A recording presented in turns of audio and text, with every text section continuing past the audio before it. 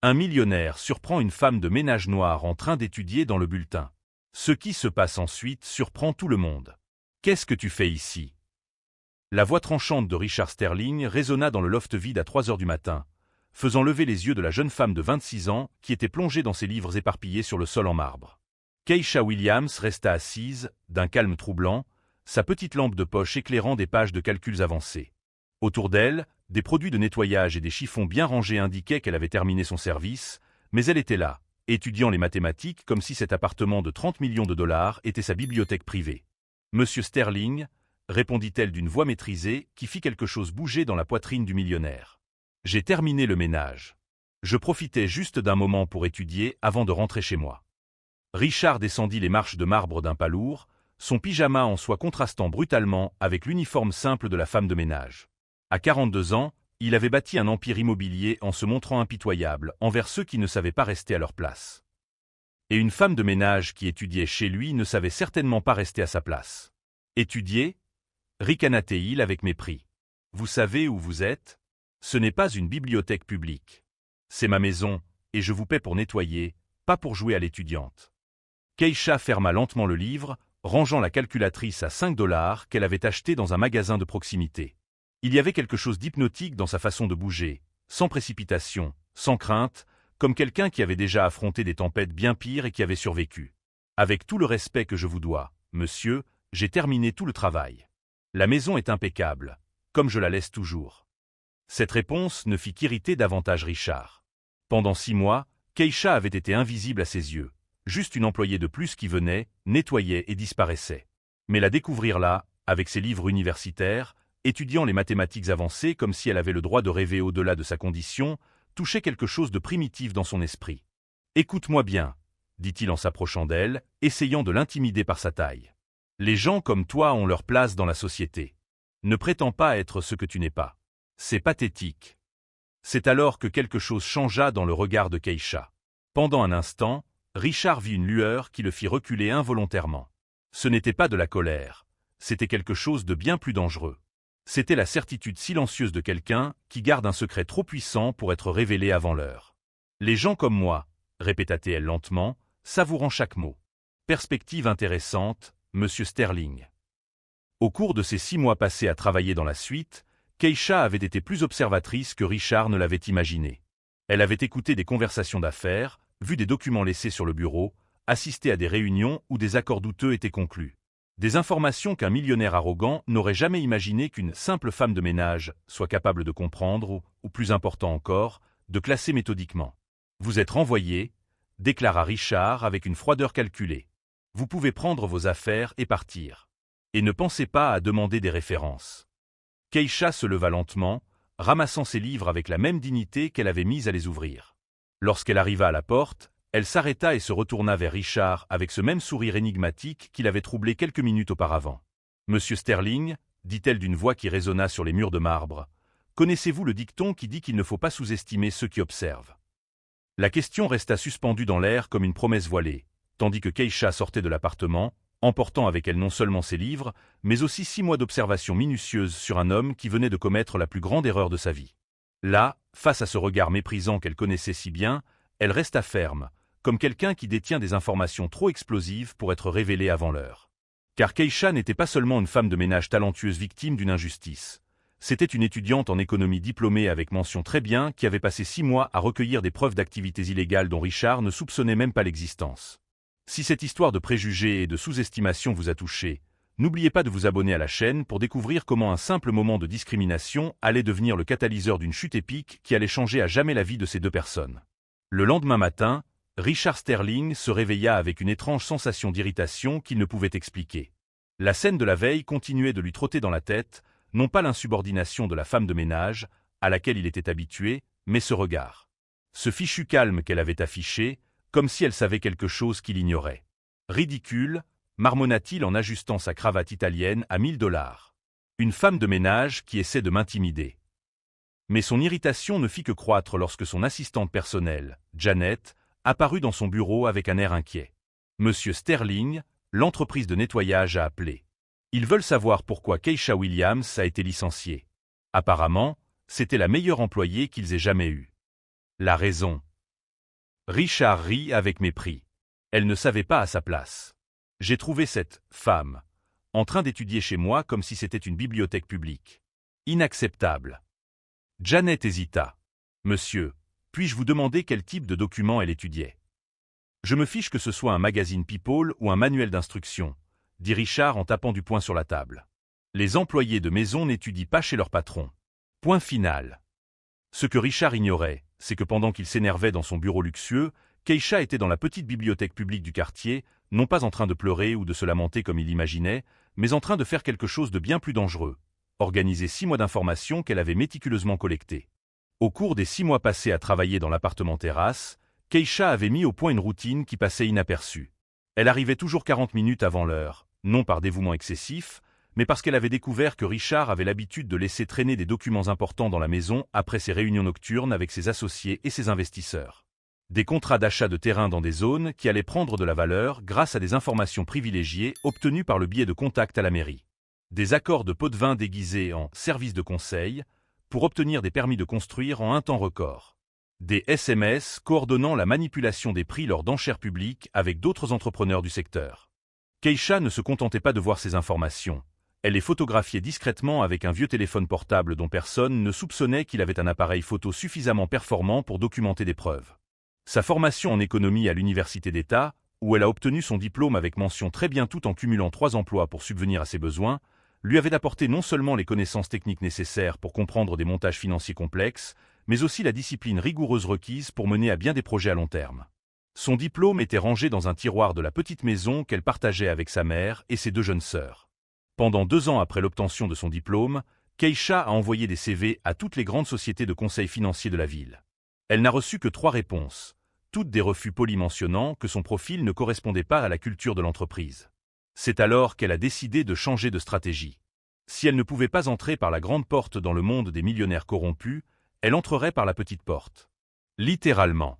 Obtenir un emploi de femme de ménage dans l'entreprise de nettoyage qui s'occupait des résidences les plus luxueuses de la ville n'était pas une coïncidence. C'était planifié. Keisha a étudié pendant des semaines les critères d'embauche, les horaires, les maisons desservies. Lorsqu'elle a appris que Richard Sterling avait besoin d'une nouvelle femme de ménage, elle a postulé le jour même. « Avez-vous des références ?»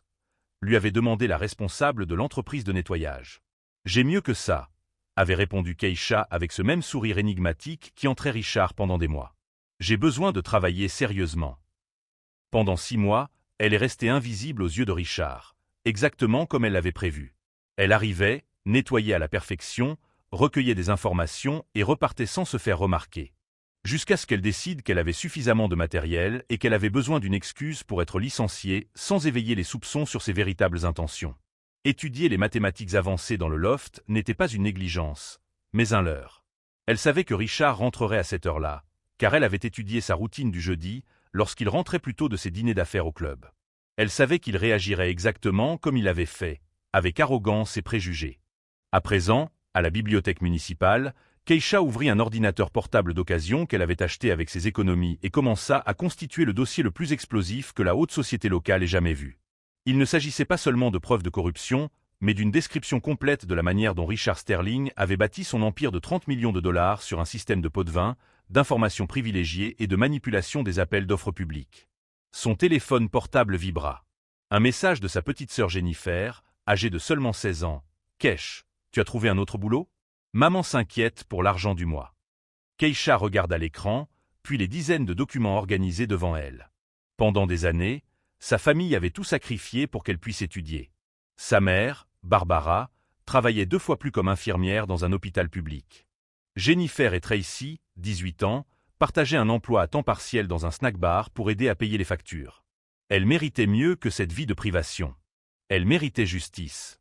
Et Richard Sterling, qui avait bâti sa fortune en piétinant des gens comme elle, était sur le point de découvrir qu'il avait sous-estimé la mauvaise personne. « Dis à maman de ne pas s'inquiéter », répondit Keisha. « Bientôt, notre situation va complètement changer. » Ce que Richard Sterling ne pouvait pas imaginer, alors qu'il se vantait auprès de ses associés d'avoir remis une employée insolente à sa place, c'est que chaque acte de mépris avait été soigneusement documenté et catalogué par quelqu'un qui possédait non seulement les preuves de ses crimes, mais aussi la formation universitaire nécessaire pour comprendre exactement comment utiliser ces informations pour détruire son empire brique par brique.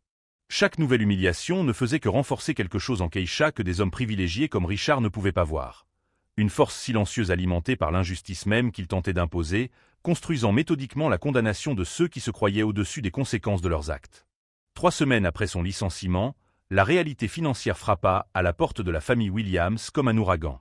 Le dernier salaire de Keisha avait été utilisé pour acheter les médicaments contre l'hypertension de sa mère, Barbara, et il ne restait plus que 43 $ dans son portefeuille. « Keish, tu as trouvé quelque chose aujourd'hui » demanda Jennifer en rentrant à la maison après une nouvelle double journée au snack-bar. À 16 ans, elle avait pris des responsabilités qu'aucune adolescente ne devrait avoir à assumer. « Je cherche toujours », mentit Keisha en fermant rapidement le cahier où elle rassemblait les preuves contre Richard. Elle ne pouvait pas parler à sa famille de son véritable plan. Ils ne comprendraient pas pourquoi elle refusait les emplois de femme de ménage qui se présentaient, attendant le bon moment pour passer à l'action. Pendant ce temps, Richard Sterling vivait ses meilleurs jours.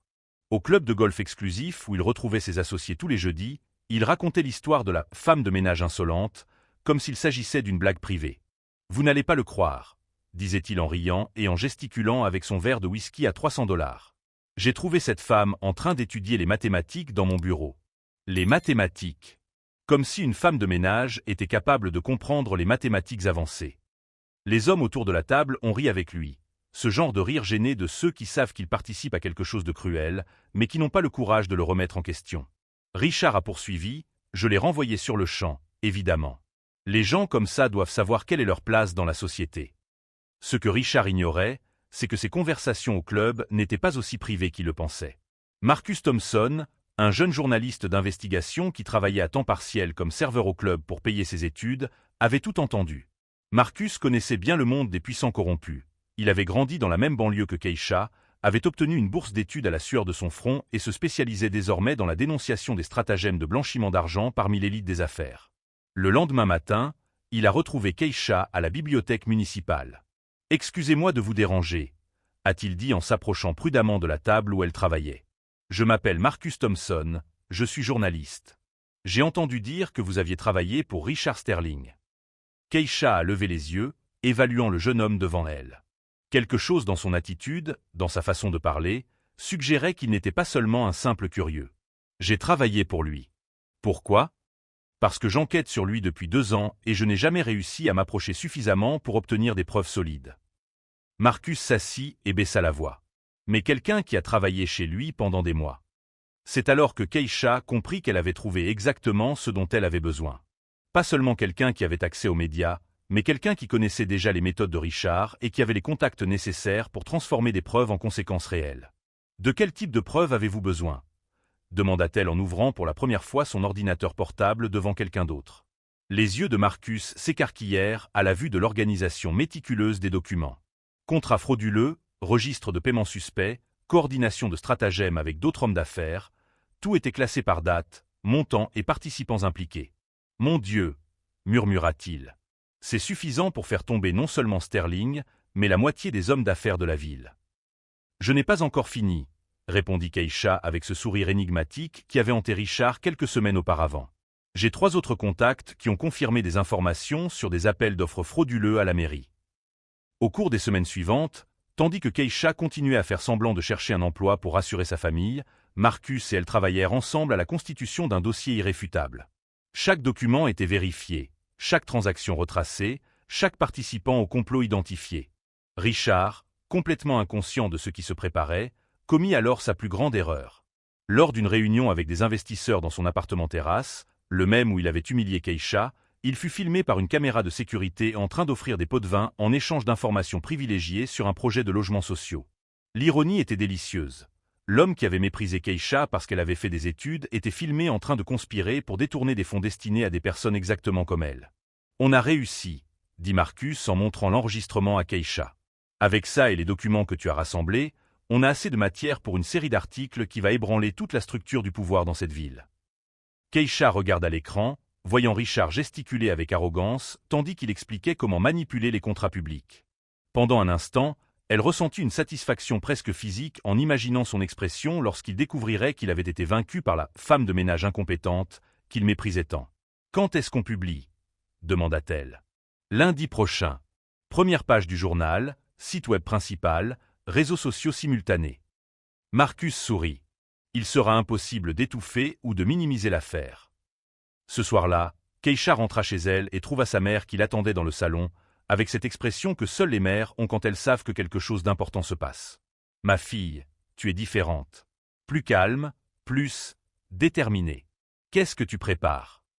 Keisha serra Barbara dans ses bras, sentant l'odeur familière de désinfectant hospitalier qui accompagnait toujours sa mère après ses doubles gardes. « Maman, tu te souviens quand tu disais qu'un jour notre situation allait changer ? » « Je m'en souviens. Ce jour est arrivé. Lundi, le monde saura qui je suis vraiment. » Barbara prit le visage de sa fille entre ses mains, voyant quelque chose dans les yeux de Keisha qui la fit sourire pour la première fois depuis des semaines. C'était la même détermination à toute épreuve qui avait permis à cette fille des quartiers défavorisés d'obtenir son diplôme avec mention très bien tout en cumulant 3 emplois. « Que as-tu fait, Keisha ?»« La justice, maman. Juste la justice. » Alors que Richard Sterling dormait paisiblement dans son appartement de luxe de 30 millions de dollars, convaincu d'avoir réglé pour toujours le problème de la femme de ménage insolente, Keisha Williams mettait la touche finale à une vengeance qui allait redéfinir non seulement leur vie, mais aussi toute la structure du pouvoir que des hommes comme lui utilisaient pour écraser des gens comme elle.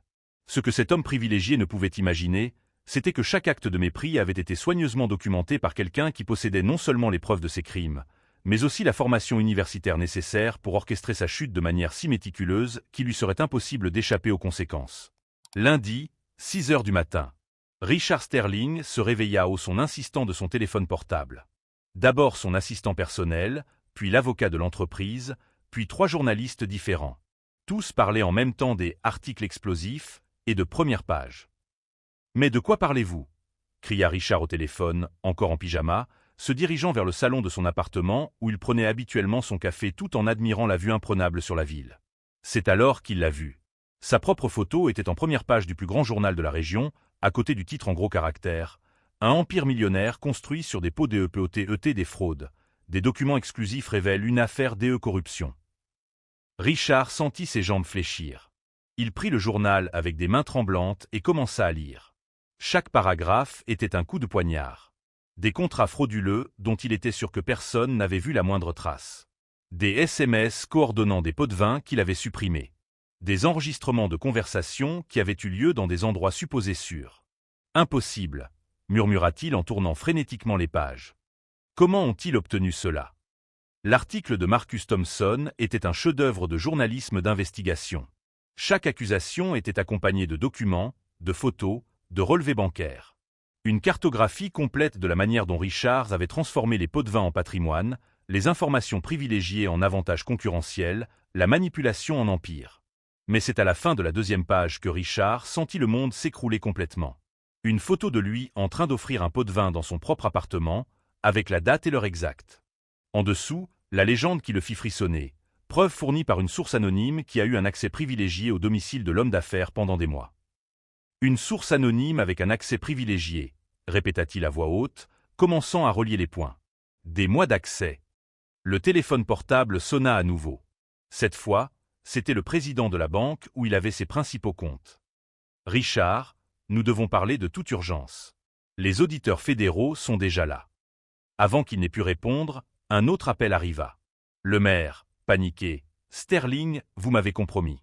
Je dois prendre publiquement mes distances avec vous immédiatement. » Les uns après les autres, tous les contacts qui avaient bâti son empire commencèrent à rompre leurs relations avec lui. Les investisseurs réclamaient leur argent. Ses associés se déclaraient victimes de manipulation. Les autorités annonçaient l'ouverture d'enquêtes criminelles. À 9 heures du matin, Richard était enfermé dans son bureau, regardant sa vie s'effondrer en temps réel à la télévision. Les présentateurs discutaient de ses crimes comme s'il s'agissait de faits avérés. Des experts calculaient le nombre d'années de prison qu'il risquait. Ses comptes bancaires avaient été gelés à titre préventif. C'est alors que la sonnette retentit. « Monsieur Sterling. » Une voix féminine familière résonna dans l'interphone. « C'est Keisha Williams. Je suis venu vous rendre quelque chose que vous avez oublié. » Richard sentit son souffle se couper. Keisha. La femme de ménage qu'il avait humiliée et licenciée. La femme qu'il avait traitée d'incompétente, qu'il avait traitée comme une inférieure, qu'il avait complètement sous-estimée. Les doigts tremblants, il appuya sur le bouton pour lui ouvrir. 5 minutes plus tard, elle se tenait devant lui, vêtue d'un simple blazer, mais portant un porte-document en cuir qu'il reconnut immédiatement. Il était identique à ceux que ses avocats utilisaient. « Je suis venu vous remettre ceci en personne », dit Keisha en posant sur la table un exemplaire du journal avec sa photo en couverture. « J'ai pensé que vous aimeriez avoir un exemplaire dédicacé. » Richard l'observa, essayant d'assimiler cette transformation. Sa posture droite, son regard franc, la confiance qui se dégageait de chacun de ses mouvements. Comment n'avait-il pas remarqué que cette femme était bien plus que ce qu'elle semblait être? « C'était vous, » murmura-t-il. « C'est vous qui avez recueilli toutes ces informations. Pendant 6 mois, monsieur Sterling. Chaque fois que vous laissiez des documents traîner dans la maison, pensant qu'une simple femme de ménage ne serait pas capable de comprendre des contrats financiers complexes ou de reconnaître des preuves de blanchiment d'argent. La réalité frappa Richard comme un tsunami. Vous êtes diplômé en économie. Summa cum laude. Université d'État. Keisha sourit, le même sourire énigmatique qui l'avait troublé quelques semaines auparavant, mais dont il comprenait désormais la véritable signification. Ironique, n'est-ce pas? Vous m'avez licencié parce que j'étudiais les mathématiques, sans savoir que j'avais déjà obtenu un diplôme dans un domaine qui me permettait de comprendre parfaitement chacun de vos stratagèmes criminels. Richard s'effondra sur sa chaise, comprenant enfin l'ampleur de son arrogance. Pourquoi avez-vous fait ça? Parce que des hommes comme vous bâtissent des empires en piétinant des gens comme moi et ma famille. Parce que vous croyez que votre position vous rend intouchable. Keisha se pencha légèrement, parlant d'une voix calme et glaciale qui fit reculer Richard. Mais surtout parce que vous avez commis l'erreur fatale de sous-estimer mon intelligence en vous basant uniquement sur ma couleur de peau et ma position sociale. Le téléphone portable de Richard sonna à nouveau. Cette fois, c'était son propre avocat, Richard, le fisc confisque tous vos biens. Vous devez vous rendre volontairement avant qu'un mandat d'arrêt ne soit émis. Keisha observa Richard recevoir la nouvelle, vit le moment exact où il réalisa qu'il avait tout perdu. Sa fortune, sa réputation, sa liberté. Tout cela à cause de la femme de ménage incompétente qu'il avait méprisée. Il y a une dernière chose, monsieur Sterling, dit-elle en se dirigeant vers la porte. Ma famille n'aura plus jamais à se soucier de problèmes financiers. La récompense que j'ai reçue pour avoir collaboré à l'enquête était suffisamment généreuse pour permettre à ma mère de prendre sa retraite, à mes sœurs de terminer leurs études et à moi de travailler enfin dans le domaine pour lequel j'ai tant étudié. Richard leva les yeux et vit Keisha debout à la porte de l'appartement où elle avait été humiliée quelques semaines auparavant. Vous avez tout planifié depuis le début. Non, monsieur Sterling. Je me suis simplement préparé à saisir la bonne occasion. Et vous, avec votre arrogance et vos préjugés, m'avez donné exactement ce dont j'avais besoin pour transformer 6 mois d'observation minutieuse en preuves suffisantes pour faire tomber votre empire de mensonges. Alors que Richard Sterling faisait face à la perspective de décennies de prison et à la perte totale de tout ce pour quoi il avait travaillé, Keisha Williams marchait dans la ville avec la certitude silencieuse de celle qui avait prouvé que l'intelligence et la détermination l'emportaient toujours sur l'arrogance et les préjugés, même lorsque la bataille semblait impossible à gagner dès le départ. 6 mois plus tard, Richard Sterling était assis dans une cellule de prison fédérale, vêtu d'un uniforme orange qui contrastait brutalement avec les costumes à $3000 qu'il portait habituellement. Sa peine, 15 ans pour association de malfaiteurs, blanchiment d'argent et corruption active. L'empire de 30 millions de dollars avait été complètement démantelé. Propriétés vendues aux enchères, comptes bancaires confisqués, investissements perdus. L'homme qui avait un jour méprisé une femme de ménage parce qu'elle ne savait pas rester à sa place, partageait désormais son espace avec des criminels qui le traitaient exactement comme il avait traité Keisha, comme un être inférieur. Pendant ce temps, Keisha Williams effectuait son premier jour en tant qu'analyste senior dans la plus grande société de conseil financier de la ville. Son bureau avec vue panoramique se trouvait dans le même immeuble où Richard concluait autrefois ses accords corrompus, mais elle occupait désormais un poste 3 étages plus haut que celui qu'il n'avait jamais atteint. « Félicitations pour ton rapport sur la conformité, Keisha », lui dit son supérieur, le docteur Martinez. Ton analyse a évité à l'entreprise de se retrouver dans une situation similaire à celle de Sterling. Tu as sauvé notre réputation. La reconnaissance professionnelle était gratifiante, mais ce qui réchauffait vraiment le cœur de Keisha, c'était de voir sa famille prospérer.